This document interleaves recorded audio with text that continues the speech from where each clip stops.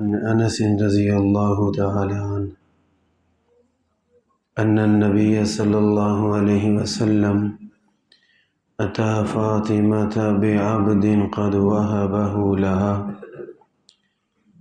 وعلى فاطمة ثوب إذا قنعت به رأسها لم يبلغ رجليها وإذا غطت بها رجليها لم يبلغ رأسها فلما رأى رسول الله صلى الله عليه وسلم ما تلقى قال إنه ليس عليك بأس إنما هو أبوك وغلامك.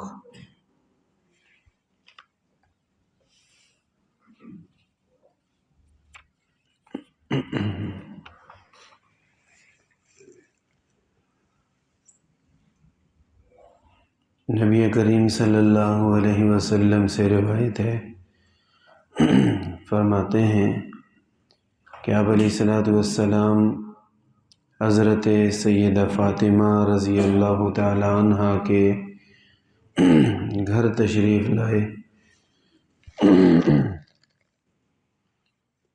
اور آپ علیہ الصلوۃ والسلام جب تشریف لائے تو حضرت سیدہ فاطمہ رضی اللہ تعالی عنہ کے پاس ایک چادر تھی جسے آرام کے لیے اگر چہرے پر لیتی تو پاؤں کھل جاتے، پاؤں پہ لیتی تو چہرہ سامنے ہوتا۔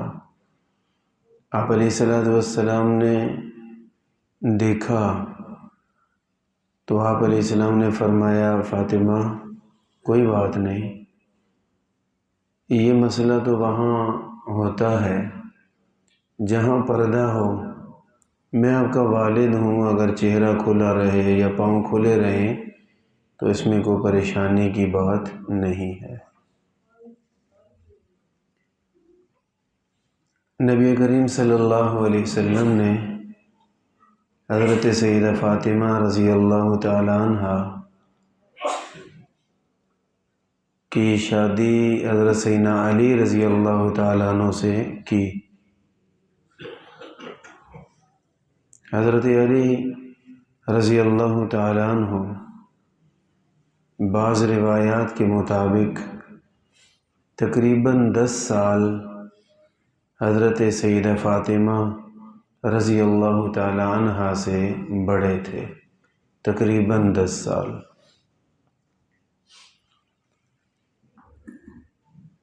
اور ان کا رشتہ جس طرح طے ہوا، ہمارے لیے بہت سے سبق ہیں، ہمارے لیے ایک اچھا نمونہ زندگی گزارنے کا وہ رسول اللہ صلی اللہ علیہ وسلم کا عمل ہے۔ آپ علیہ الصلوۃ والسلام کے اہل بیت اعظام اور صحابہ کرام ہیں۔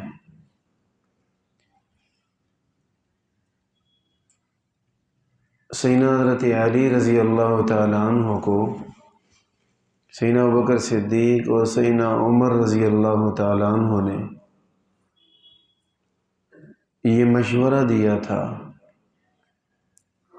کہ علی، آپ نبی پاک صلی اللہ علیہ وسلم سے حضرت سیدہ فاطمہ کا رشتہ مانگنے کے لیے درخواست کرو۔ سیدنا علی رضی اللہ تعالیٰ عنہ نے رشتے کے لیے درخواست کی تو آپ علیہ الصلوۃ والسلام نے فوراً ہی قبول فرما لی، اور آپ علیہ السلام نے فرمایا کہ علی، حق مہر دینے کے لیے آپ کے پاس کچھ پیسے ہیں؟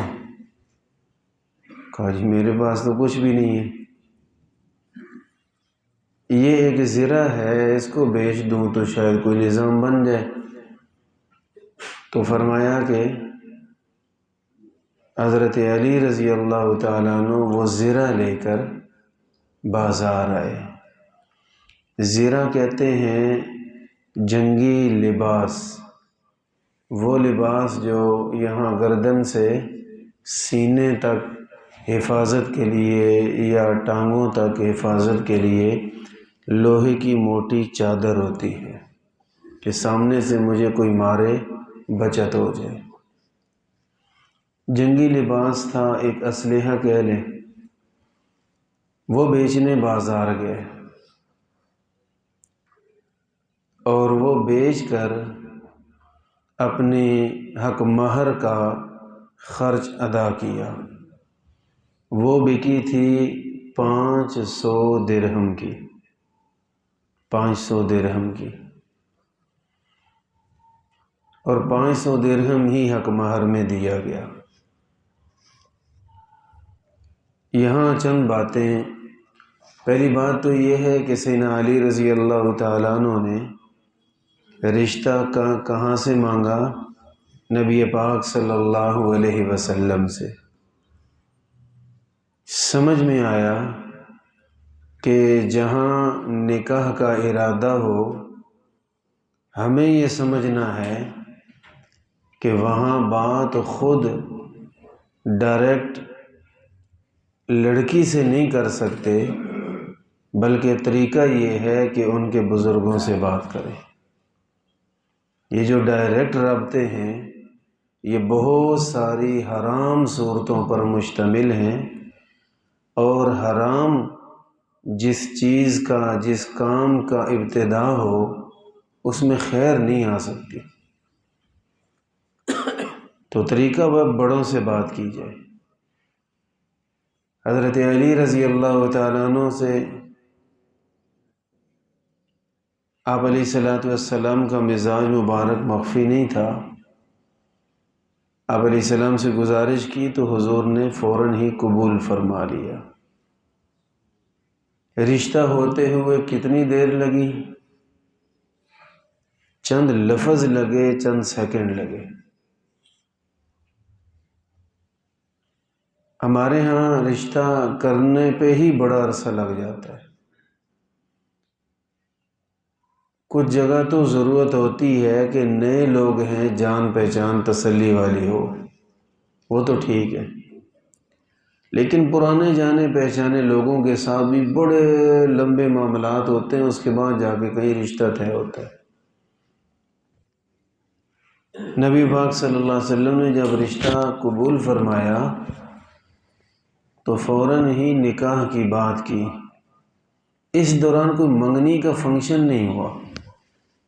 سیدنا علی رضی اللہ تعالیٰ عنہ اپنے گھر کے افراد کو لاتے، ادھر نبی علیہ السلام کوئی تکلف فرماتے، کچھ بھی نہیں ہوا۔ فرمایا کہ حضرت علی رضی اللہ عنہ کے بڑے بھی حضور تھے، ابو طالب نبی علیہ السلام کے چچا تھے، ان کے بیٹے اور اولاد کافی زیادہ تھی۔ آپ علیہ السلام نے اپنے چچا سے کہہ رکھا تھا کہ یہ جو چھوٹا علی ہے نا، یہ آپ میرے ہی حوالے کر دیں، اس کی تربیت بھی میں کروں گا اور علی کے اخراجات بھی میرے ہی ذمے ہوں گے۔ آپ علیہ السلام ہی سیدنا علی رضی اللہ تعالیٰ عنہ کا خرچ بھی ادا فرماتے اور ان کی اخلاقی علمی تربیت بھی فرماتے تھے۔ تو ان کے بڑے بھی اس وقت، ابو طالب تو دنیا میں نہیں تھے، دونوں کے بڑے نبی علیہ السلام تھے۔ تو آپ نے فرمایا کہ آپ کے پاس حق مہر کے لیے کیا ہے؟ اور جواب کیا ملا؟ کچھ بھی نہیں۔ تو کیا آپ علیہ السلام نے سیدنا علی رضی اللہ عنہ کو رشتہ دیتے ہوئے کوئی دنیا کی دولت دیکھی ہے؟ دولت نام کی تو شے کوئی نہیں تھی، دولت نام کی کوئی چیز نہیں تھی۔ اور روایات میں آتا ہے کہ سیدنا علی رضی اللہ تعالیٰ عنہ کے پاس تو اپنا گھر بھی نہیں تھا۔ مکہ والا جو آبائی گھر تھا وہ تو ہجرت کر کے چھوڑ آئے، یہاں مدینہ طیبہ میں ان کا رہن سہن مسجد میں اور اس طرح ہوتا تھا، اور ان کے پاس اپنا گھر بھی نہیں تھا، کرایہ کے مکان تھا جس میں رخصتی ہوئی ہے۔ روئے زمین پہ کوئی سیدنا علی رضی اللہ عنہ کا چند مرلے کا گھر بھی نہیں، اور حضور علیہ السلام نے اپنی بیٹی دی، کائنات کی سب سے بڑی عزت والی بچی، کائنات کی سب سے بڑی شہزادی، وہ ان کے نکاح میں دی گئی، جبکہ دنیا کا مال ان کے پاس بالکل نہیں تھا، اور حق مہر کے پیسے نہیں ہیں، زیرہ بیچ کر اس کا نظام بنایا گیا۔ معلوم ہوا کہ سیدنا علی رضی اللہ تعالیٰ عنہ کو اللہ نے دینی اخلاقی خوبیاں اتنی عطا فرمائی تھیں کہ نبی پاک صلی اللہ علیہ وسلم نے مالی خوبی کی ضرورت ہی نہیں سمجھی۔ رزق اللہ رب العالمین دینے والے، اللہ نے دینا ہے، وہ ملتا رہے گا، لیکن بڑی اور قیمتی چیز کسی کا ایمان ہے، کسی کی شخصیت ہے، بڑی اور قیمتی چیز کسی کا بہترین کردار اور اچھے اخلاق ہے، بڑی اور قیمتی چیز کسی کی دینداری اور نیکی ہے، اور یہ چیزیں سیدنا علی رضی اللہ عنہ میں بڑی کمال کی موجود تھی، بڑی کمال کی، ماشاءاللہ۔ یہی چیز دیکھ کے آپ علیہ السلام نے رشتہ دیا، اور زرہ بیچنے کے لیے گئے تو نہ جانے کتنے میں بکتی، لیکن سیدنا عثمان رضی اللہ تعالیٰ عنہ مل گئے بازار میں۔ سیدنا عثمان رضی اللہ عنہ تاجر تھے، انہوں نے جب دیکھا کہ یہ زرہ بیچنے آئے، فرمایا خیریت ہے، زرہ کیوں بیچ رہے ہیں؟ کیونکہ یہ تو ہر وقت کی ضرورت کی چیز ہے۔ ہمارا جاننے والا کہ جی میں نے موٹر سائیکل بیچنا ہے، تو پہلے پوچھتے ہیں بھی خیر تو ہے، کیوں بیچنا چاہتے ہیں، کوئی پریشانی ہے؟ پوچھا بھی زرہ کیوں بیچ رہے ہیں؟ تو بتایا بھئی اللہ پاک نے اتنی بڑی سعادت بخشی ہے، میرا رشتہ ہو گیا ہے، تو نکاح کی تیاری کے لیے مجھے حق مہر کا حکم ہے، اور حق مہر نہیں ہے میرے پاس۔ حضرت عثمان رضی اللہ تعالیٰ عنہ نے فرمایا ریٹ لگوایا، جی لگوایا، وہ سب تھوڑے تھے، فرمایا میں یہ 500 درہم میں خریدتا ہوں، 500 میں، بہت زیادہ قیمت لگا دی۔ اس سے ایک مسئلہ یہ بھی سمجھ میں آتا ہے کہ کوئی حاجت مند یا کوئی اپنا کوئی چیز بیچے تو ریٹ کیسا لگانا چاہیے۔ ہمارے ہاں تو اس کو بڑی قسمت سمجھا جاتا ہے، ہم بڑے خوش قسمت ہیں کہ ایک آدمی مجبوری میں اپنا مکان بیچ رہا تھا تو 80 لاکھ کا میں نے 30 کا لے لیے۔ ہم خوش ہوتے ہیں کہ وہ مجبور تھا، اس کو پیسے چاہیے تھے، اس لیے میں نے بہت تھوڑے پیسوں میں چیز لے لی ہے۔ لیکن اللہ کے پیاروں کا یہ ماحول نہیں تھا، انہوں نے دیکھا کہ سیدنا علی رضی اللہ عنہ کو پیسے چاہیے، تو کیا کیا، جو ریٹ لگ رہا تھا اس سے بہت زیادہ میں خرید لی کہ یار ہمارے بھائی کی ضرورت پوری ہونی چاہیے، ایک حق مہر نہیں، گھر میں اور بھی کچھ چاہیے ہوتا ہے، تو چلو ان کا سارا نظام بن جائے، تو معمول سے زیادہ پیسے دے کر خرید لی۔ اسے کہتے ہیں اخوت، اسے ایمان اور اسے خیر خواہی بولتے ہیں۔ اور دیکھیں سیدنا عثمان اور سیدنا علی رضی اللہ عنہ کی محبت کیسی ہے، ایک دوسرے سے ہمدردی کیسی۔ کچھ دیر کے بعد جب سیدنا علی رضی اللہ عنہ تشریف لائے، آپ علیہ السلام کو بتایا کہ 500 کے بک گئے۔ آپ نے فرمایا 500 کی کیسے؟ کہا جی عثمان مل گئے تھے، انہوں نے کہا میں 500 درہم دیتا ہوں۔ نبی پاک صلی اللہ علیہ وسلم نے دعا دی سیدنا عثمان غنی رضی اللہ تعالیٰ، جو دیا وہ تو چاندی تھی، خاک تھی، خاک میں رہ گئی ہوگی، اور جو ملا وہ کیا، حضور کی دعا مل گئی۔ سبحان اللہ، یہ خزانہ ہے۔ مال کی کیا حیثیت حضور کے مقابلے میں۔ ایک غزوے سے واپس آتے ہوئے رسول اللہ صلی اللہ علیہ وسلم نے مال غنیمت تقسیم فرمایا، مال غنیمت تقسیم فرمایا۔ آپ علیہ السلام نے وہ مال غنیمت میں مختلف صورتیں ہوتی ہیں، بعض ہوتی ہیں مال فے کی صورتیں، اس میں ٹوٹل آپ علیہ السلام کی ثوابدید اللہ نے رکھ دی ہے، حضور جیسے چاہیں تقسیم فرمائیں۔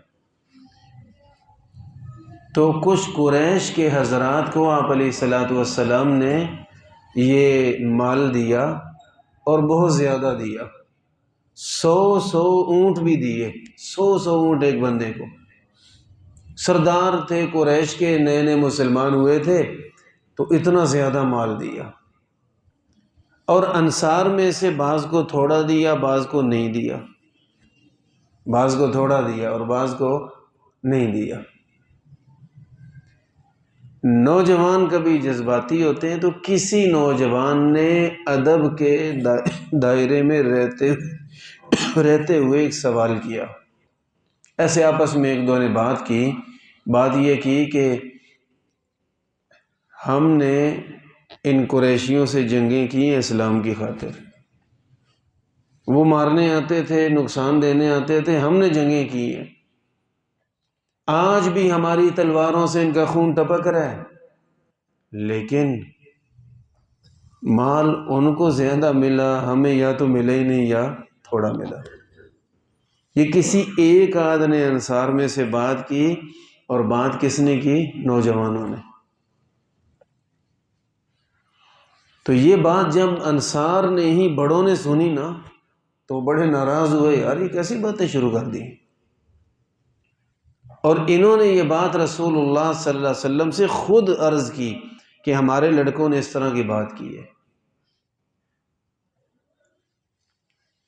آپ علیہ السلام نے ایک خیمہ تھا چمڑے کا، اس میں تشریف فرما ہوئے فرمایا جو انصاری ہیں وہ ادھر آ جائیں۔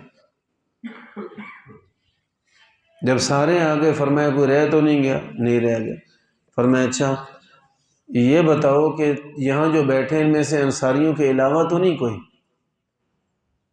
اگر کوئی انصار کے علاوہ ہے تو وہ جائے۔ چلے گئے، باقی صرف انصاری رہ گئے۔ رسول اللہ صلی اللہ علیہ وسلم نے کچھ باتیں فرمائی، فرمایا ان کو میں نے مال دیا ہے، بخاری شریف کی حدیث ہے، ان کو میں نے مال دیا، ان کو اونٹ دیے، ان کو سونا چاندی دیا، اور تمہیں نہیں دیا۔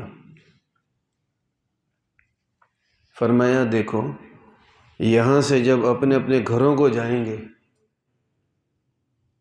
میں ان کا ایک فرد تھا، میں تمہارے اندر رہتا ہوں، یہاں سے جائیں گے اپنے اپنے گھروں کو، قریشی اپنے گھر کیا لے جائیں گے؟ اونٹ، جانور، اور تم جاؤ گے تو تمہارے ساتھ رسول اللہ صلی اللہ علیہ وسلم ہوں گے، اللہ کا رسول تمہارے ساتھ ہوگا، کیا تم اس چیز پہ نعمت راضی نہیں ہو؟ تو سب نے کہا جی ہم اسی بات کی قدر کرتے ہیں، اور اسی لیے ہم نے کبھی ایسا سوچا بھی نہیں۔ بلکہ انصار میں سے بڑے حضرات کھڑے ہوئے اور عرض کیا اللہ کے رسول صلی اللہ علیہ وسلم ہم معذرت خواہ ہیں، جو ہمارے بڑے ہیں جن کی بات کو بات سمجھا جاتا ہے، ان میں سے تو کسی نے کچھ بھی نہیں کہا، اور یہ جن کی بات کو ہم بات ہی نہیں سمجھتے انہوں نے کہا ہے، اس کی ہم آپ سے معافی مانگتے ہیں۔ تو رسول اللہ صلی اللہ علیہ وسلم نے معاف فرما دیا، برادرانہ طور پہ ایک اچھے انداز میں سمجھایا تھا۔ اور سچ بھی یہی ہے، کس کس قریشی کو 100 اونٹ ملے آج کوئی جانتا ہے؟ جن کو کوئی درہم دینار ملے وہ کون تھے؟ پتہ نہیں۔ ان کے نام کیا تھے؟ پتہ نہیں۔ انہوں نے پھر اس پیسے سے کیا کیا بنایا؟ پتہ نہیں کیا بنایا، اتنا ضرور ہے کہ چھوڑ کے قبروں میں گئے۔ جو کچھ بھی ملا، جتنی بھی وہ دولت تھی، لیکن دولت خاک ہو گئی نا۔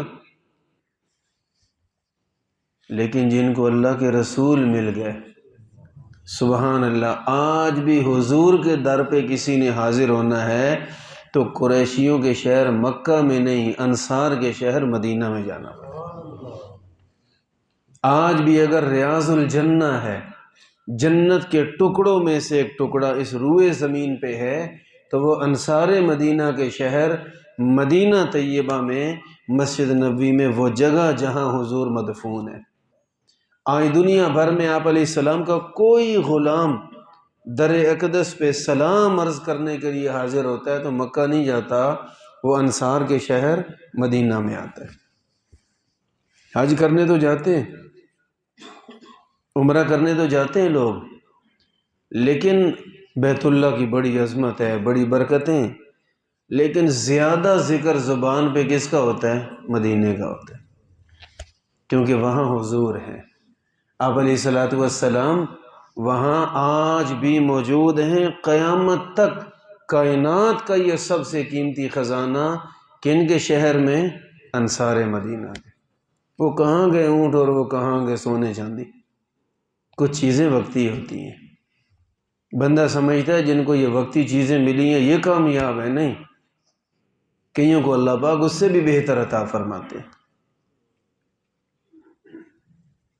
تو نبی پاک صلی اللہ علیہ وسلم کے در اقدس پہ حاضر ہونا یہ کیا ہے؟ مدینہ طیبہ میں جا کر ہی ہوتا ہے۔ اسی طرح ایک اور موقع پر یہ نسبت مصطفیٰ، حضور کی دعا مل جائے، آپ علیہ السلام کا ساتھ مل جائے، آپ کی نسبت مل جائے، حضور کا اعتماد مل جائے، یہ بہت بڑا خزانہ ہے۔ ایک دفعہ آپ علیہ السلام نے کچھ مال تقسیم فرمایا، اور تقسیم فرماتے ہوئے آپ علیہ السلام نے سب کو دیا، چلتے چلتے ایک بندے کو نہیں دیا، باقیوں کو پھر دے دیا۔ سیدنا سعد بن ابی وقاص رضی اللہ تعالیٰ عنہ وہاں موقع پر موجود تھے، وہ فرمانے لگے کہ مجھ سے رہا نہیں گیا، میرے دل میں خیال آیا کہ سب کو دیا، اس کو چھوڑا، اس کا مطلب شاید یہ ہو کہ حضور باقیوں کو ایمان والا سمجھتے ہیں، اس کو سمجھتے ہیں کہ یہ منافق ہے، اس لیے کوئی نہیں دیا۔ کہتے میں نے رہا نہ گیا تو میں نے عرض کی، اے اللہ کے نبی صلی اللہ علیہ وسلم، آپ نے ان کو نہیں دیا، فَوَاللَّهِ إِنِّي لَأُرَاهُ مُؤْمِنًا، اللہ کی قسم میرے سامنے تو بڑا پکا ایمان والا ہے۔ آپ نے یہاں ایک نصیحت بھی فرمائی، حضور نے فرمایا اب مسلمہ، وہ کیا کہہ رہے تھے؟ میرے سامنے پکا مومن ہے، فرمایا مسلمان کہو مومن نہ کہو، یہ کیا ہے؟ کہتے ہیں آپ نے پھر تقسیم فرمایا، سب کو دیا، اس کو چھوڑ دیا، مجھ سے رہا نہ گیا، میں نے پھر یہی گزارش کی کہ اللہ کی قسم یہ منافق نہیں، میں اس بندے کو اچھی طرح جانتا ہوں، اللہ کی قسم یہ مومن ہے۔ آپ نے فرمایا مسلمان کہو مومن نہ کہو۔ اچھا تیسری دفعہ ہوا، یہی کچھ ہوا، آپ نے پھر یہی نصیحت فرمائی۔ یہاں پہلے تو یہ سمجھیں کہ یہ مسلمان اور مومن میں کیا فرق ہے، مسلمان کہو مومن نہ کہو۔ میں نے عرض کیا کہ حضور نے احتیاط کی تعلیم دی ہے۔ ایمان کیا ہے، اسلام کیا ہے، ایک ہی چیز ہے، ایمان اور اسلام ایک ہی چیز ہے، لیکن ایک حساب سے فرق بھی ہے۔ ایمان وہ کیفیات ہیں، وہ یقین ہے جو کسی کے دل کے اندر چھپا ہوا ہے، اللہ کی وہ محبت، اللہ کی ذات کے وہ اس کے ساتھ اخلاص جو کسی کے دل کے اندر چھپا ہوا ہے، اس کو ایمان کہتے ہیں۔ تصدیق قلبی کا نام ایمان ہے۔ اور اسلام کیا ہے؟ اسلام کسی کی ظاہری اچھائی اور عبادت کو کہتے ہیں۔ کسی نے کلمہ پڑھا، ہم نے سنا، یہ جو آواز آئی ہے یہ ایمان کی نہیں اسلام کی ہے۔ ایمان ظاہری اعمال کو کہتے ہیں نا، اس نے کلمہ پڑھا میں نے سن لیا، اس نے نماز پڑھی میں نے دیکھا اچھا نماز پڑھ رہا ہے، وہ سحر افطاری کر رہا تھا میں نے کہا ماشاءاللہ روزہ رکھا ہے، تو یہ جو ہمیں نظر آتا ہے وہ ہے اسلام، اور جو لوگوں کے دلوں میں چھپا ہوا ہے اسے کہتے ہیں ایمان۔ ایمان اور اسلام ایک ہی چیز ہے، دونوں ضروری ہیں، دونوں کی ایک اپنی حیثیت ہے ماشاءاللہ۔ صحابی نے کیا کہا تھا؟ اللہ کی قسم یہ مومن ہے۔ فرمایا مومن نہ کہو، کہنا ہے تو مسلمان کہو۔ ان پہ شک کا اظہار نہیں، ان کو احتیاط کی تعلیم دے رہے ہیں۔ فرمایا مومن نہ کہو، مسلمان کہو۔ بھلا کیوں؟ آپ نے کلمہ پڑھتے سنا ہوگا نا، تو زبان سے جو پڑھا جاتا ہے وہ تو اسلام کا اظہار ہے۔ آپ نے نماز روزہ کرتے دیکھا ہوگا، آپ نے جہاد کرتے ہوئے دیکھا ہوگا، ذکر تلاوت میں دیکھا ہوگا، یہ ظاہری اعمال ہیں، یہ تو اسلام کہلاتے ہیں۔ کوئی بھی آدمی کسی کا اسلام دیکھ سکتا ہے آنکھوں سے، کسی کا ایمان آنکھوں سے نہیں دیکھ سکتا۔ دیکھی آپ نے ایک چیز ہے اور قسم آپ دوسری چیز کی کھا رہے ہیں۔ تو فرمایا کہنا ہو تو کیا کہو؟ مسلمان۔ یہ کیوں؟ کچھ لوگ ہوتے تھے جو کلمہ بھی پڑھتے، نماز روزہ بھی کرتے، اسلام ان میں نظر آ رہا ہوتا تھا، لیکن دل میں ایمان کوئی نہیں۔ منافق اسی کو کہتے ہیں نا، ظاہری اعمال میں مسلمانوں کے ساتھ شامل ہیں، اسلامی اعمال نظر آ رہے ہیں لیکن ایمان کوئی نہیں۔ اسی لیے تو ہم کہتے ہیں کہ ایمان نہ ہو تو نماز بھی ضائع، ایمان نہ ہو تو ذکر تلاوت سب برباد۔ سب سے پہلی چیز عقیدہ اور ایمان ہے، اس کو صحیح اور مضبوط کرنا چاہیے۔ تو ایمان، اب صحابی کو ایک تو تعلیم دی، دوسرا آپ علیہ السلام نے فرمایا سنو، میں کبھی کسی کو مال دے رہا ہوتا ہوں اور دوسرے کو نہیں دیتا، اس کا یہ مطلب نہیں کہ جس کو دے رہا ہوں یہ تو مجھے بڑا پیارا ہے اور جس کو نہیں دے رہا وہ مشکوک ہے، یہ مطلب نہیں ہوتا۔ میں کسی کو زیادہ دیتا ہوں، دوسرے کو تھوڑا دیتا ہوں، یہ مطلب نہیں کہ یہ میرا زیادہ عزیز ہے تو زیادہ دے رہا ہوں اور یہ تھوڑا مجھے عزیز ہے تو اس کو میں تھوڑا دے رہا ہوں، یہ تو خیانت ہوتی ہے۔ فرمایا یہ ہمارے تقسیم کا معیار نہیں کہ جو زیادہ قریبی ہے اس کو زیادہ دے دو، جو دور کا اس کو تھوڑا دے دو، میری تقسیم کا یہ معیار نہیں ہوتا۔ پھر کیا معیار ہوتا ہے؟ آپ علیہ السلام نے فرمایا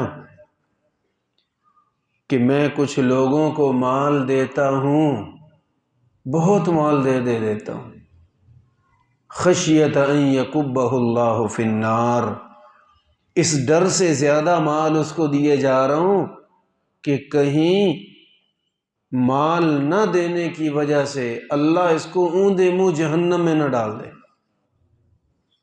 اس ڈر سے دیتا ہوں کہ اگر اس کو مال نہ دیا کہیں ایسا نہ ہو کہ اللہ اس کو اوندے منہ جہنم میں ڈال دے۔ یہ کیا مطلب؟ پیسے نہ دیے تو جہنم میں ڈال دے؟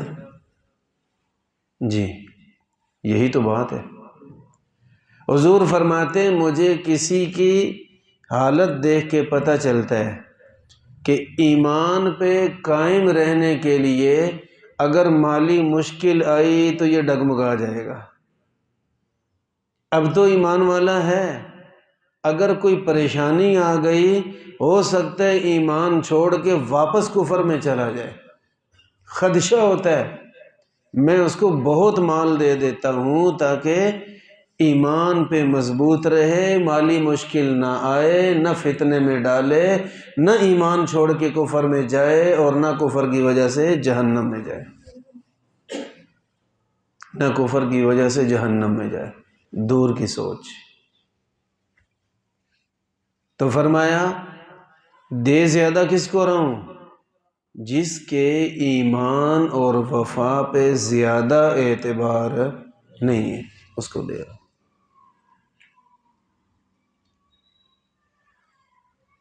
اور فرمایا کہ کچھ لوگ ایسے، آگے حضور نے فرمایا کچھ لوگ ایسے ہوتے ہیں مجھے ان کے ایمان کی اتنی تسلی ہوتی ہے، مجھے ان کے ایمان کی اتنی تسلی ہوتی ہے کہ مجھے پتہ ہے جتنی مرضی مصیبت آئے یہ ایمان نہیں چھوڑے گا، اس پہ مجھے جن پہ زیادہ اعتبار ہے، منہم عمرو بن تغلب، ان میں سے ایک عمرو بن تغلب بھی ہے، ایک یہ بھی بیٹھے ہوئے کہ مجھے ان کے ایمان کا اتنا اعتبار ہے، جو مرضی مصیبت آئے یہ ایمان کو نہیں چھوڑیں گے، کفر میں نہیں جائیں گے، تو انشاءاللہ ان کے ایمان کو خطرہ نہیں، اس لیے میں وقتی طور پہ نہیں دیتا، دوسرے کے ایمان کو بچانے کے لیے پیسہ لگا دیتا ہوں۔ تو جن کو دے رہے ہیں وہ عزیز ہیں؟ نہیں، وہ عزیز نہیں ہیں، وہ کمزور ہیں اس لیے دے رہے ہیں۔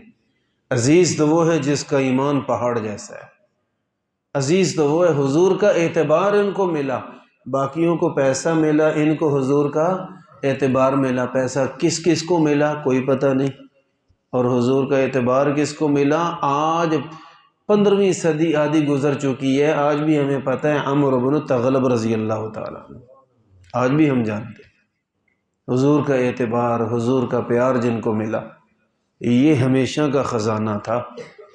اس وقت شاید ان کے بھی ذہن میں آیا ہو کہ مجھے نہیں دیا۔ دیکھیں لالچ نہ بھی ہو، خواہش نہ بھی ہو، لیکن ایسے کوئی ٹافی ہے کہ ایک سب کو دے دو ایک کو چھوڑ دو، وہ بندہ محسوس کرتا ہے یار یہ مجھے نہیں دی، ہو سکتا ہے اس نے کھانی بھی نہ ہو سکتا ہے اس نے کھانی بھی نہ ہو، لیکن محسوس ہوتا ہے یار کیوں نہیں دی مجھے۔ ممکن ان کے دل میں ایسا خیال تو آیا ہو لیکن وہ پھر بھی مضبوط تھے۔ حضور نے فرمایا یہی ادا تو اس کی پسند ہے، یہی ادا پسند ہے۔ سیدنا علی رضی اللہ تعالیٰ عنہ، ان کو سیدنا عثمان رضی اللہ تعالیٰ عنہ نے کی زرہ خریدی، کتنے میں؟ 500 درہم میں۔ وہ لے کے آئے، حق مہر ادا کیا، 500 درہم کا حق مہر ادا کیا، اور اتنے میں سیدنا عثمان رضی اللہ عنہ بھی تشریف لے آئے، اور آگے وہ زرہ رسول اللہ صلی اللہ علیہ وسلم کی خدمت میں پیش کی کہ حضور مجھے بڑی خوشی ہوئی تھی کہ علی کا رشتہ آپ کے ہاں ہو گیا ہے، میں چاہتا تھا اس مقدس کام پہ میرا پیسہ لگ جائے، 500 درہم میں نے دیا ہے، ایسے مذاق میں خریدی تھی، اب میں 500 درہم تو دے چکا، یہ علی کی زرہ بھی علی کو واپس کرتا ہوں۔ محبتیں دیکھیں ان کی، فرمایا میں واپس کرتا ہوں۔ چنانچہ آپ علیہ السلام نے اس موقع پہ سیدنا عثمان رضی اللہ تعالیٰ عنہ کو بڑی دعائیں دیں، تو حضرت عثمان رضی اللہ عنہ کو کیا مل گیا؟ بڑا قیمتی خزانہ، کہ حضور علیہ السلام نے خوشی کا اظہار فرمایا اور آپ علیہ السلام نے دعائیں دی۔ تو سیدنا علی رضی اللہ تعالیٰ عنہ کو کائنات کی سب سے بڑی شہزادی سیدہ فاطمہ الزہرا رضی اللہ تعالیٰ عنہ کا رشتہ دے کے حضور نے بتایا کہ دیکھنے والی چیز پیسہ نہیں، پیسہ اگر صرف دیکھنے والی چیز ہوتی تو یہ رشتہ کبھی نہ ہوتا، دیکھنے والی چیز ایمان، عظمت، شان، رتبہ، کسی کا تقوی، کسی کی نیکی، کسی کے بہترین اعمال اور اخلاق اور کردار دیکھنے والی چیزیں ہیں۔ اللہ نے سیدنا علی رضی اللہ تعالیٰ عنہ کو ان میں سے ہر ایک چیز بڑی کمال کی عطا فرمائی تھی۔ آپ علیہ السلام نے فوراً ہی یہ رشتہ کروا دیا۔ اور دوسری بات، نکاح ہوا، اس نکاح کے گواہ ہیں سیدنا ابوبکر صدیق، سیدنا عمر بن خطاب، سیدنا عثمان بن عفان رضی اللہ تعالیٰ عنہ، یہی اس نکاح کے گواہ ہیں۔ جو لوگ سیدنا ابوبکر، سیدنا عمر، سیدنا عثمان رضی اللہ تعالیٰ عنہ کو غلط کہتے ہیں، وہ تو حضرت علی رضی اللہ عنہ کا نکاح بھی ثابت نہیں کر سکتے۔ نکاح تو گواہوں کے ساتھ ہوتا ہے نا، اور گواہوں کا مسلمان ہونا ضروری ہے، تو وہ تو حضرت علی رضی اللہ تعالیٰ عنہ کا یہ نکاح بھی ثابت نہیں کر سکتے۔ نبی پاک صلی اللہ علیہ وسلم نے ان عظیم ہستیوں کی موجودگی میں یہ نکاح کروا دیا۔ گواہ کس کو مانا جاتا ہے؟ جو اعتبار والا ہو۔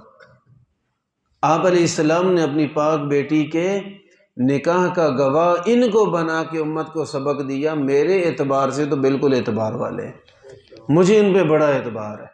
یہ ایک پیغام دے دیا آپ علیہ الصلوۃ والسلام نے۔ اور نکاح کے بعد بہت سارے واقعات آتے ہیں۔ حضرت سیدہ فاطمہ رضی اللہ تعالی عنہ کہ گھر میں کبھی حضور گئے تو کھانے کے لیے کچھ نہیں کئی دنوں سے، کبھی گھر کے کام بہت کرنے پڑتے ہیں، اور یہ اس موقع پہ تشریف لائے تو چادر تو ہے لیکن اگر آرام فرماتی ہیں چہرے مبارک پہ لیتی ہیں تو پاؤں کھل جاتے ہیں، پاؤں پہ لیتی ہیں چہرہ کھل جاتا ہے۔ یعنی چادر بھی، کوئی کپڑا بھی اتنا بڑا نہیں ہے جس میں بندہ آسانی سے گزارا کر سکے۔ بچیوں کے والدین کے لیے اس میں سبق ہے۔ بچیوں کی مائیں اکثر گھر اجاڑتی ہیں، اکثر جتنے فتنے فساد ہوتے ہیں، وہ لڑکی بھی جو کچھ غلط زبان استعمال کر رہی ہے پیچھے ماں ہے ساری۔ ہر جگہ نہیں ہوتا لیکن زیادہ تر یوں ہی ہوتا ہے، گھر اجاڑنے میں انہی کا ہاتھ ہوتا ہے۔ کیسے جی؟ تشریف لائیں بیٹی کے گھر میں، دیکھا جی گھی تھوڑا پڑا ہے ختم ہو گیا، لو جی رولا شروع کر دیا۔ اتنا بھی نہیں کر سکتا، اتنا بھی نہیں ہوتا اس سے۔ میری بیٹی تو بیچاری بڑی مشکل میں وقت گزار رہی ہے، بیٹی بھی سوچتی ہے یار واقعی میں تو بڑی مصیبت میں ہوں، خواہ دماغ خراب کر دیتے۔ وہ ایک تحریر آئی تھی بڑی اچھی، ایک بہت اچھا وقت گزر رہا ہے میاں بیوی کا، اللہ نے بیٹا بھی دے دیا، کتنی بڑی خوشی ملی۔ ایک سہیلی آئی، کوئی لفظ شیطانی ایک لفظ بندے کو تباہ کر دیتا ہے۔ سہیلی آئی، اس نے کہا جی ماشاءاللہ جی بیٹا بڑا پیارا، بہت اچھی بات ہے، مبارک ہو، آپ کے خاوند نے آپ کو گفٹ کیا دی ہے اس موقع پہ؟ وہ کہہ رہی ہے گفٹ تو مجھے کوئی نہیں دیا۔ وہ آپ کی یہی قدر ہے اس کی نگاہ میں؟ اتنی ساری قدر کرتا ہے آپ کی؟ یہ کہہ کے چلے گی۔ اس کے ذہن میں بھی یہ فیڈ ہو گئی بات کہ قدر تو میری واقعی کوئی نہیں، 1 روپے کی قدر نہیں، میں بڑی بدقسمت ہوں اس گھر میں بیٹھی ہوں۔ پھر کیا ہوا؟ موڈ بنا ہوا، جب وہ آیا بیچارہ، آگے الٹے جواب، الٹی حرکتیں، تو وہ تھکا ہارا تھا، وہ کرتے کرتے جھگڑا شروع ہوا، کرتے کرتے موقع پہ طلاق ہو گئی۔ اس کا گھر اجڑ گیا، اور پیچھے شرارت کتنی، ایک چھوٹا سا جملہ باہر سے آنے والا عقل کھا گیا اور فساد مچا گیا۔ لہذا بچیوں کو چاہیے ہمیشہ اپنی عقل سے کام لے، اپنی عقل سے کام لے، جو مرضی کوئی مشورہ دے، جو مرضی کوئی تبصرہ کرے، اپنے گھر آباد کرنے کے لیے قربانیاں بھی دینی پڑیں تو میرے نبی کی بیٹی بھی قربانی دے رہی ہے۔ دنیا داری میں آ کے بولیں تو یار یہ کوئی حالات ہیں؟ اتنی چادر بھی نہیں ہے کہ یار بندہ پورا جسم چھپا سکے۔ حضور تشریف لاتے ہیں تو ایک موقع ایسا بھی لکھا ہے روایات میں کہ دوپٹہ سر پہ لینے کے لیے بھی نہیں تھا۔ ایک ایسا بھی لکھا ہے کہ کئی دنوں سے کھایا کچھ نہیں تھا۔ اس کا مطلب یہ چیزیں بعد کی ہیں۔ پہلی چیز ہے کہ میاں بیوی کا محبت اور اعتماد ہے، بس یہ ہے تو یہی چاہیے، یہی چاہیے۔ آج اگر نہیں ہے تو کل اللہ رب العالمین عطا فرمائیں گے۔ وقت گزرتا رہا تو سیدنا علی رضی اللہ تعالیٰ کو اللہ نے مالی وسعت بھی بڑی عطا فرمائی۔ تو لہٰذا والدین کو چاہیے کہ بچی کے گھر کبھی جائیں، کوئی تکلیف نظر آئے تو غلط زبان استعمال نہ کریں، حوصلہ دیں، حوصلہ دیں۔ کچھ پہلے کی بات، فلاں شہر میں بڑا اچھا وقت گزر رہا ہے، ماشاءاللہ وہ بہت ہی اچھا ہے، بڑا پیسہ کما کے لاتا ہے روزانہ، ڈیلی کا 4-5 ہزار تقریباً۔ اچھا شہر ہے، بڑا شہر ہے، ہر چیز منہ مانگی مل رہی ہے، لیکن پیچھے اسی طرح کے لوگ خراب کرنے والے کرتے کرتے اتنی سخت زبان، گندی زبان خامن سے چلتے چلتے چلتے ہو گئی طلاق، ہو گئی۔ اور مانگ رہی طلاق دے، مجھے طلاق دے، مجھے طلاق دے، طلاق دے۔ عرصے تک مانگتی رہی، ایک دفعہ اس نے دے دی۔ میرے پاس آیا تو آیا بھی 3 دے کے، اب میں نے کہا میرے بھائی پہلے پوچھ لیتا، ابھی تو پوچھنے آیا نا، یہ 2 گھنٹے پہلے مجھ سے پوچھ لیتا، میں آپ کو بتاتا، یا تو معاملہ سلجھ جاتا، نہیں تو طلاق ہوتی، ایک طلاق دیتے، طلاق بھی ہو جاتی، کل صلح کی صورت بنتی تو صلح بھی ہو جاتی۔ 3 دے آیا، گزرے کچھ ہفتے مہینے، اب اس کی منت، اس کی منت، اس کی منت، بچے چھوٹے ہیں، اب آپ کو پتہ چلا بچے چھوٹے، تو کیا ہوتا ہے کہ گھر اجاڑ کے سمجھ آتی ہے ہوا کیا ہے۔ اللہ نہ کرے کسی کا گھر اجڑے، بس والدین سے گزارش ہے بچی کے گھر جائیں، کوئی کمی بھی دیکھیں تو حوصلہ دیں، کمی بھی دیکھیں تو حوصلہ دیں، تو حوصلہ دینے سے گھر آباد رہیں گے۔ آج کوئی کوتاہی بھی ہے، سستی بھی کسی میں ہے، اللہ پاک کل دور فرما دیں گے۔ وقت بدلتا ہے، ایک جیسا نہیں رہتا، انسان کی عادات میں ترقی آتی ہے، بہتر ہو جاتا ہے انسان۔ نبی پاک صلی اللہ علیہ وسلم اپنی بیٹی کو حوصلہ دے رہے ہیں، فرمائے لیس علیک باس، فرمائے بیٹی کیا بات ہے، پریشانی والی تو بات کوئی نہیں، اگر آپ کا سر کھلا بھی رہ جاتا ہے، چہرہ کھلا رہ جاتا ہے، تو میں آپ کا والد ہوں نا، کوئی غیر محرم تو نہیں ادھر، خیر ہے، کچھ نہیں ہوتا، حوصلہ دیا ہے۔ تو لہٰذا گھر آباد کرنے کے بھی کوئی اصول ہوتے ہیں، جو کچھ ہم کرتے ہیں انہی باتوں سے مسائل پیدا ہوتے ہیں۔ شادی کی بڑی اہمیت ہے اسلام میں، یہ کسی کی مرضی والا کام نہیں۔ میں کل عرض کر رہا تھا کہ جی دل چاہے تو شادی، ایک بندہ کہتا ہے میں کرتا ہوں، دوسرا کہتا ہے میں نہیں کرتا، نہیں۔ جس کو اللہ نے جسمانی مالی گنجائش دی ہے، بس شادی لازم ہے اس پہ۔ ایک صحابی ہیں، ان کا نام تھا عکاف، رسول اللہ صلی اللہ علیہ وسلم کی خدمت میں بیٹھے ہیں، حال احوال کے بعد حضور نے فرمایا آپ کا نکاح ہے، شادی ہے؟ الفاظ اس طرح ہیں کہ آپ کی بیوی ہے؟ عرض کی نہیں، میری شادی نہیں ہوئی۔ فرمایا غریب ہو یا کوئی مال ہے آپ کے پاس؟ انہوں نے کہا جی مال تو ہے میرے پاس۔ رسول اللہ صلی اللہ علیہ وسلم نے فرمایا پھر تو آپ شیطان کے بھائی ہو، پھر تو آپ شیطان کے بھائی ہو۔ فرمایا جتنے ایمان والے زندہ ہیں ان میں سے سب سے برے وہ ہیں جو گنجائش کے باوجود، موقع ہونے کے باوجود نکاح نہیں کر رہے، وہ سب سے برے ہیں۔ ایک تو وہ ہے نا کہ جس کا رشتہ ہی نہیں ہو رہا یا گنجائش ہی نہیں، اس کی نہیں بات ہو رہی، کر سکتا ہے اور نہیں کر رہا۔ آپ نے فرمایا کہ سب سے برے وہ ہیں۔ فرمایا جو ایمان والے وفات پا گئے ان میں سے بھی جو بلا عذر نکاح نہیں کر رہے تھے وہ سب سے برے فوت ہوئے۔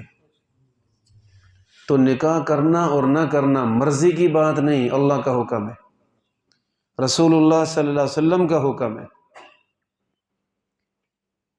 کچھ لوگ آئے آپ علیہ السلام کے بارے میں پوچھنے کہ آپ رات کو عبادت کیسے کرتے ہیں؟ تو ازواج مطہرات نے بتایا کہ اتنی زیادہ سے زیادہ حضور عبادت فرماتے ہیں، تھوڑا سوتے ہیں، زیادہ عبادت کرتے ہیں، نفلی روزے بھی حضور رکھتے ہیں۔ تو زمانہ خیر کا تھا، مقابلے نیکیوں میں تھے، پیسے میں نہیں تھے، جائیداد میں نہیں تھے۔ وہ تینوں کھڑے کھڑے کہنے لگے کہ نے کہا یار سیدھی سی بات ہے، آپ علیہ السلام تو ظاہر ہے کہ پکی بات ہے، جنتی ہے، بات ہی ختم، حضور کو تو خطرہ آخرت میں ہے کوئی نہیں، ہم خطرے میں ہیں۔ آپ علیہ السلام کبھی کبھی رکھتے ہیں نا نفلی روزہ، میں ہمیشہ ہمیشہ روزے ہی رکھوں گا، کبھی بھی روزہ نہیں چھوڑوں گا۔ دوسرے صحابی نے عہد کیا، انہوں نے کہا جی جو مرضی ہو جائے، میں ساری رات ہمیشہ ہی مصلی پہ گزاروں گا، ساری رات عبادت کروں گا، رات کو سونا نہیں ہے میں نے کبھی بھی۔ اور تیسرے نے عہد کیا کہ میری تو ابھی شادی نہیں ہوئی، میں ان چکروں میں پڑتا ہی نہیں، بچے ہوں، سسرال ہوں، بیوی ہو، مزدوری بھی کرنی پڑتی ہے، اخراجات، غمی خوشی، بڑے مسئلے ہوتے ہیں، تو جان چھڑاؤ ہر شے سے، میں تو بھائی عبادت کروں گا، میں نکاح کروں گا ہی نہیں۔ آپ علیہ السلام کو اس بات کی خبر ہوئی تو حضور نے فرمایا، یاد رکھنا دین وہی ہے جو نبی علیہ السلام نے سکھایا، مرضی کا نام دین نہیں ہے۔ آپ علیہ السلام نے فرمایا تم نے کیا کہا کہ میں ہمیشہ ہی روزے رکھوں گا؟ فرمایا میرا یہ طریقہ نہیں، اصوم و افطر، میں روزے بھی رکھتا ہوں، نفلی روزے بھی رکھتا ہوں، اور میں روزے چھوڑ بھی دیتا ہوں۔ تو پھر دین کیا ہوا؟ ہمیشہ روزہ رکھنا؟ نہیں، یہ دین نہیں ہے۔ دین کیا ہوا؟ اور نفلی روزے رکھیں ماشاء اللہ، لیکن کبھی کبھی چھوڑا بھی کریں۔ آپ نے فرمایا کہ آپ نے کیا کہا کہ ہمیشہ رات کو عبادت کروں گا؟ فرمایا میں تو رات کو عبادت بھی کرتا ہوں، رات کو آرام بھی کرتا ہوں، میرا یہ سنت اور طریقہ ہے، اور یہی عبادت ہے۔ اور کوئی آدمی ہمیشہ کے لیے فیصلہ کر لے کہ بس آئندہ میں تو پوری رات عبادت ہی کیا کروں گا، ہر حال میں ہمیشہ کروں گا، روزانہ ایسے کروں گا، تو بھئی یہ خلاف سنت ہونے کی وجہ سے مردود طریقہ ہے۔ اور اگر کوئی آدمی یہ کہے کہ میں نکاح نہیں کروں گا، فرمایا آپ کیا کہہ رہے تھے؟ نکاح ہی نہیں کروں گا؟ اب فرمایا النکاح من سنتی، نکاح میری سنت ہے، اس کی حیثیت ہے۔ فمن رغب عن سنتی فلیس منی، یاد رکھنا جو میری سنت سے منہ موڑے گا میرا اس سے کوئی تعلق نہیں ہے۔ یہ نکاح کا ذکر کر کے آپ علیہ السلام نے فرمایا۔ تو یہ جو نکاح ہے، شادی ہے، یہ اسلامی زندگی کا حصہ ہے۔ ایک صحابی کہیں آئے سفر سے، اور راستے میں کوئی ایسا پہاڑی علاقہ دیکھا جہاں بڑا سرسبز و شاداب جگہ ہے، گھاس وغیرہ بھی بڑا ہے، اور پانی اور بڑی بہترین جگہ اور درخت اور رہنے سہنے کا اچھا نظام ہے پہاڑ کی چوٹی پہ۔ تو میں نے کہا وہی کہ یہ اللہ والے تھے، سوچ یہی ہوتی تھی عبادت کی۔ صحابی نے آ کے عرض کی آقا میں نے اس طرح کی جگہ دیکھی، بڑی پسند آئی، میرا دل یہ کر رہا ہے کہ میں کوئی 2-4 بکریاں لوں، پہاڑ کی چوٹی پہ جا کے رہنے لگ جاؤں، دنیا سے کٹ کے رہوں، صرف اللہ اللہ 24 گھنٹے کروں۔ بکریوں کا یہ ہوگا کہ دودھ پی لیا، گزارا کر لیا۔ تو آپ علیہ السلام نے اس بات سے بھی سختی سے منع فرمایا، فرمایا لا رہبانیت فی الاسلام، اسلام میں رہبانیت کوئی نہیں، دنیا سے کٹ کے الگ ہو کے رہنا یہ کوئی دین نہیں ہے۔ اور آپ علیہ السلام نے فرمایا وہ آدمی جو دنیا سے کٹ کے رہتا ہے، اللہ اللہ 24 گھنٹے کرتا ہے، اس سے کہیں زیادہ بہتر آدمی وہ ہے جو لوگوں کے اندر رہ رہے لوگوں کی تکلیف پہ صبر کرتا ہے اور اللہ کی رضا کے لیے معاف کر دیتا ہے، یہ زیادہ بہتر ہے۔ تو لوگوں میں رہنا، لوگوں کی تکلیف کو سہ لینا، پھر صبر کرنا، پھر کچھ نہ کہنا، اللہ کو یہ کام 24 گھنٹے کی عبادت سے زیادہ پسند ہے۔ تو زندگی عبادت وہی ہے جو سنت کے مطابق ہے، سنت سے ہٹی تو چاہے دیکھنے میں عبادت ہو بس وہ بربادی ہے اور کچھ بھی نہیں ہے۔ آپ نے فرمایا میرا اس سے تعلق ہی کوئی نہیں جو میری سنت سے، نکاح سے انکار کر دے، میرا اس سے کوئی تعلق نہیں۔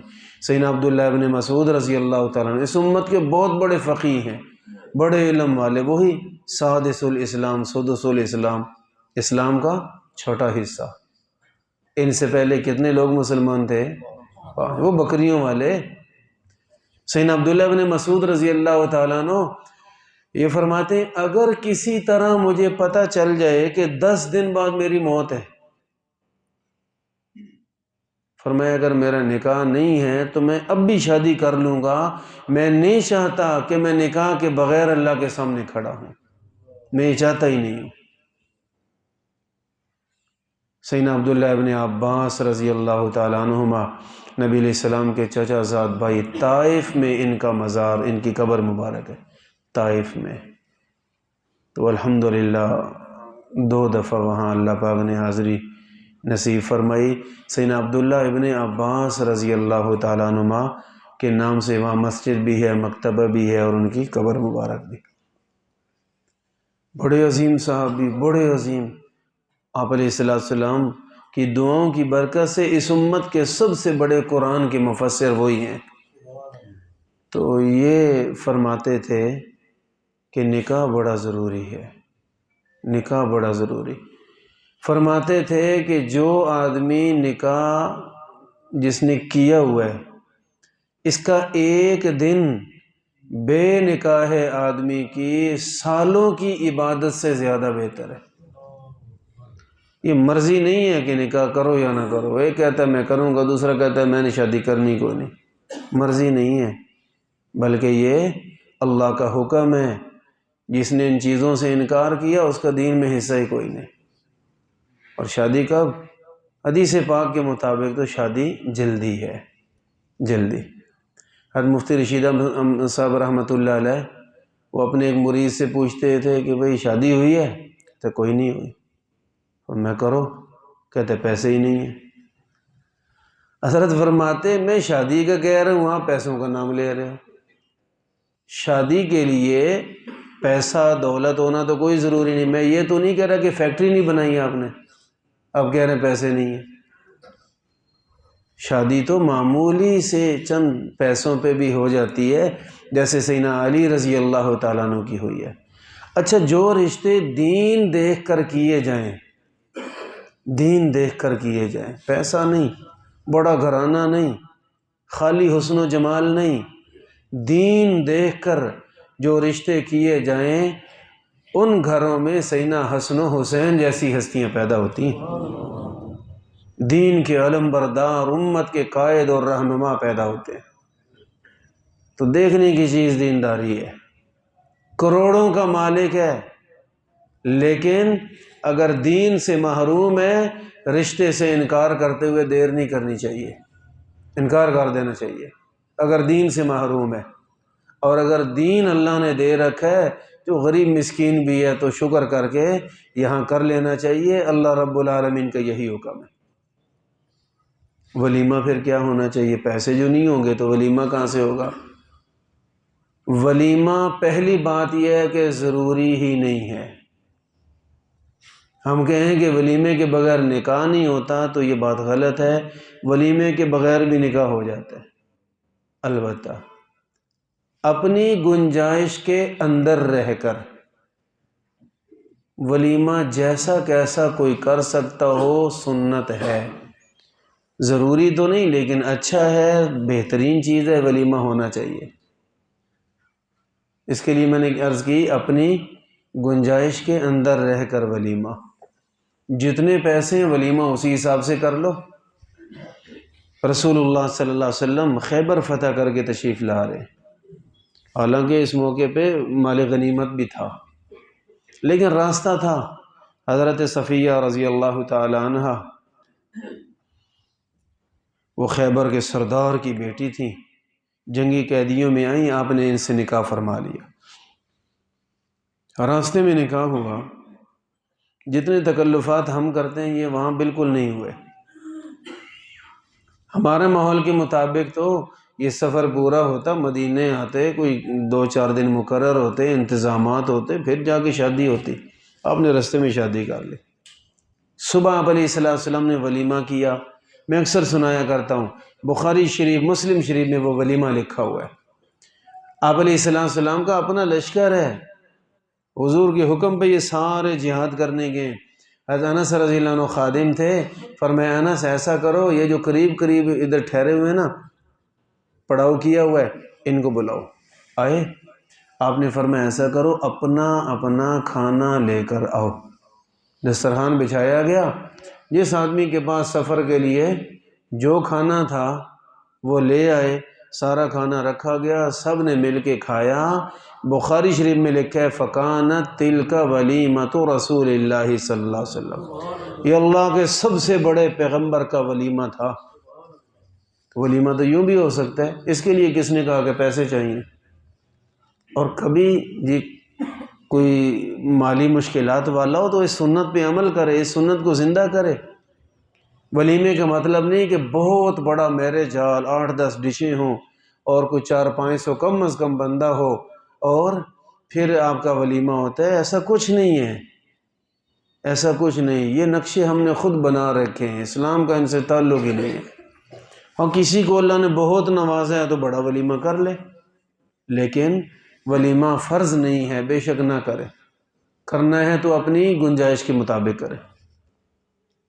2005 میں میری شادی ہوئی، ولیمہ سبحان اللہ، میرے خیال سے پتہ نہیں 10,000 کے اتنے پیسے تھے میرے پاس، تو گھر والوں سے یہی گزارش کی کہ انہی کے اندر ہی کرنا ہے بس۔ تو اس وقت کے حساب سے 4 ڈشیں تھیں میرے ولیمے میں، شاید کچھ لوگ شریک بھی ہوئے ہوں اس وقت۔ 4 ڈشیں تھیں، میٹھے چاول، نمکین چاول، پانی اور رائتا، یہ چیزیں تھیں۔ بس یہی لیا، کسی سے کچھ بھی نہیں، 1 روپیہ نہیں لیا کسی سے، اور جو پیسے تھے ان میں جو بن گیا اتنے بندے بلا لیے اور بس ولیمہ ہو گیا۔ اللہ پاک نے اس ولیمے کی برکتیں بہت زیادہ دکھائی ہیں۔